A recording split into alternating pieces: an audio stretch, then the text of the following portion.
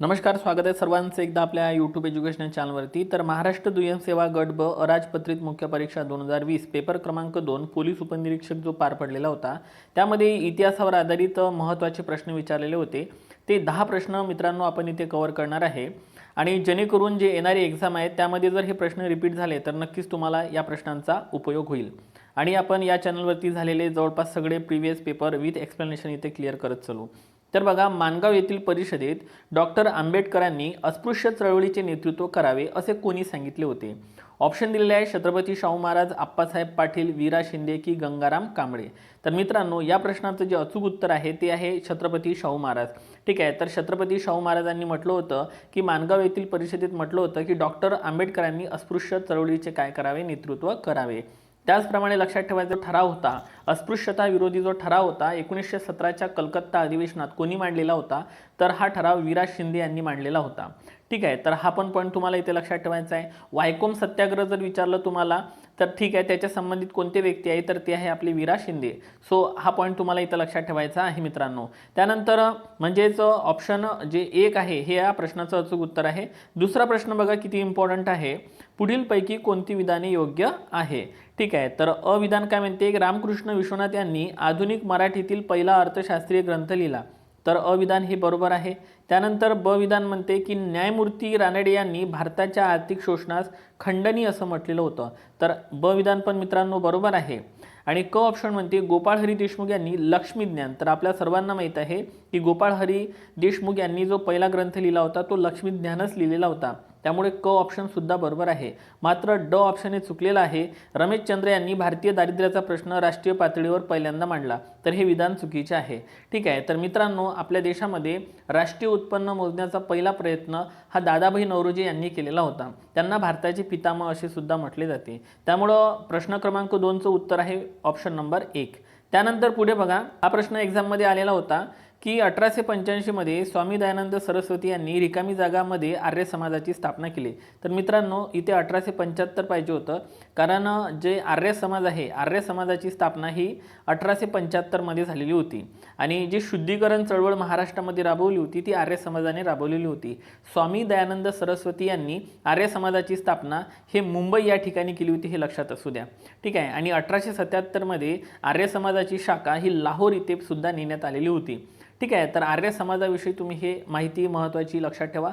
आणखी एक लक्षात ठेवायचं आहे की आर्य समाजाला लढाऊ हिंदू धर्म असं कोणी म्हटलं होतं? तर असं भगिनी निवेदिता यांनी म्हटलेलं होतं। त्यामुळे हा प्रश्न तुम्हाला इथं लक्षात ठेवायचा आहे। तर आर्य समाजाची स्थापना विचारली तर लक्षात घ्या 1875 तुम्हाला इथे लक्षात ठेवायचं आहे। त्यानंतर चौथा प्रश्न कोणता विचारलेला होता बघा, 11वीचा इतिहास जर तुम्ही महाराष्ट्राचा इतिहास जर जुना बघितला तर त्याच्यामध्ये तुम्हाला ही सर्व माहिती मिळणार आहे मित्रांनो। तर चौथ्या प्रश्नाचं उत्तर आहे ऑप्शन नंबर 3, म्हणजेच आदिवासी सेवा मंडळ व जव्हारमध्ये खरेदी विक्री संघाची स्थापना लक्षात घ्या कॉम्रेड रेवजी चौधरी यांनी केलेली होती। आदिवासी सेवा सुधार समितीची स्थापना कोणी केलेली होती? तर डॉक्टर रामराव वाडिये यांनी केलेली होती।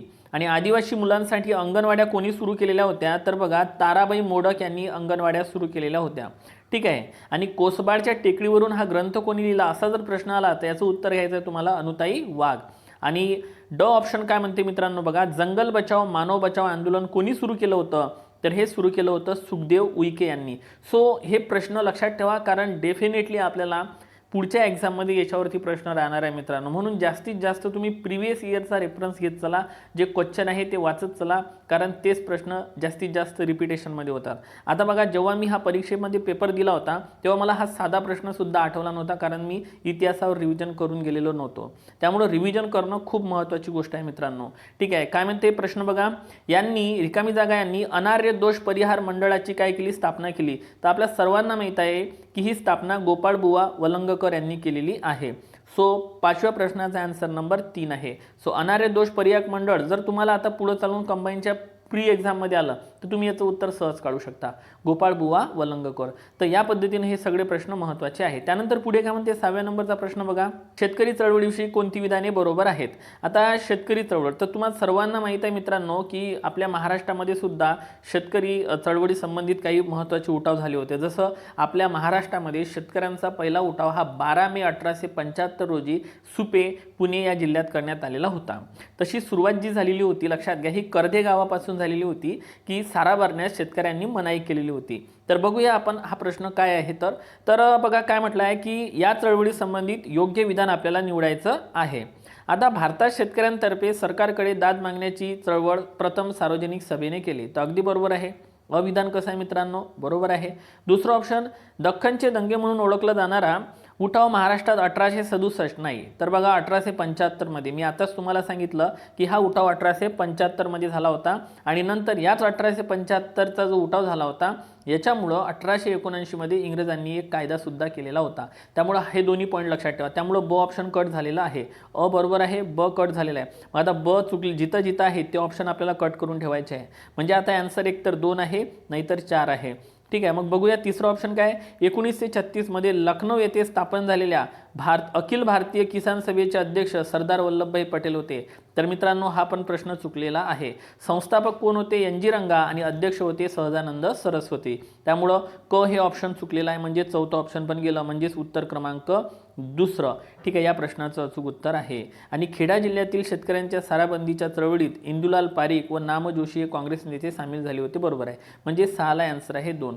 म्हणजेच काय लक्षात ठेवायचं आपल्याला की दख्खनचे दंगे जे आहे ते 1875 मध्ये झालेले होते. ठीक आहे. हा पॉईंट तुम्ही इथे लक्षात घ्या. त्यानंतर 7व्या नंबरचा प्रश्न बघा.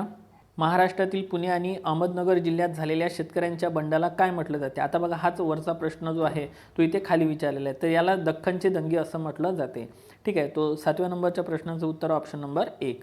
1911 मध्ये नाम जोशी यांनी ही संस्था स्थापन केलेली होती. तर बघा सोशल सर्व्हिस लीग ही संस्था काय केली होती? स्थापन केलेली होती. आपण आपल्या यूट्यूब चॅनलवरती शेतकरी व कामगार चळवळी याविषयी एक व्हिडिओ टाकलेला आहे तो तुम्ही बघून घ्या कारण याच्यामध्ये तुमचे सगळे पॉईंट्स क्लिअर होतील. जसं Madras labour union BP Wadia यांनी काढली होती, कामगार हितवर्धक सभा भिवाजी नरे यांनी काढली होती. तर सगळे पॉईंट्स मी एका ठिकाणीच तुम्हाला कव्हर करून दिलेले आहे.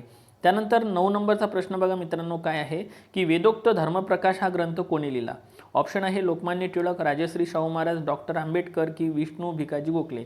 तर या प्रश्नाचं अचूक उत्तर आहे ऑप्शन नंबर 4 विष्णू भिकाजी गोखले यांनी वेदोक्त धर्मप्रकाश हा ग्रंथ लिहिलेला होता. सो 9व्या प्रश्नाचं उत्तर ऑप्शन नंबर 4. आणि आजचा शेवटचा आणि महत्त्वाचा प्रश्न आहे नाना शंकरशेठ यांनी खालीलपैकी कोणती सोसायटी स्थापन करण्यात पुढाकार घेतला होता? तर या प्रश्नाचं अचूक उत्तर आहे option number 1 agree horticulture society of western India. So हाच प्रश्न तुम्हाला प्रीमध्ये आला तर प्रश्न सुटेल म्हणून प्रिव्हियस इयरचे क्वेश्चन जे आहे ते व्यवस्थित वाचत चला. लेक्चर कसं वाटलं, एक्सप्लेनेशन कसं वाटलं नक्की सांगा. लवकरच भेटू. तोपर्यंत take care and thank you so much.